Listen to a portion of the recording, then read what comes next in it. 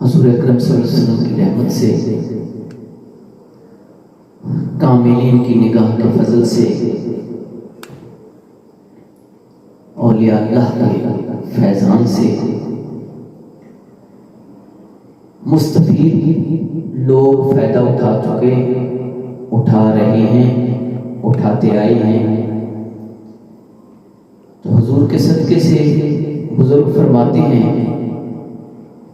اس ماہ سفر میں جس حد تک ہو سکے تلاوت قرآن کا اہتمام کیا جائے،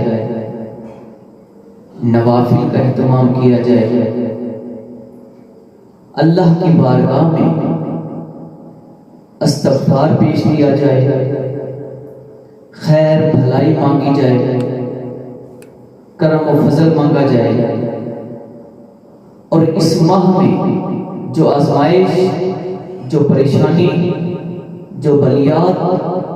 انسان کو تکلیف دینے کے لیے اترتی ہیں،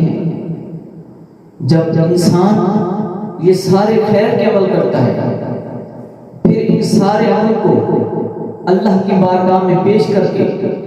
نبی اکرم نور مجسم صلی اللہ تعالی علیہ وسلم کا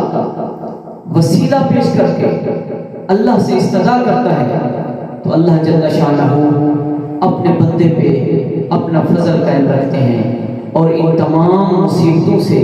تمام بلیات سے، تمام آزمائش سے، تمام تکلیفوں سے حضور اکرم صلی اللہ تعالی علیہ وسلم کے وسیلہ کرم سے اللہ پناہ عطا فرماتے ہیں۔ اور اللہ ہمیں اکابرین کے، بزرگان دین کے، کاملین کے اس فرمان پہ عمل کرنے کی توفیق عطا فرمائے، تاکہ ہم نجات یافتہ لوگوں میں شامل ہو سکیں۔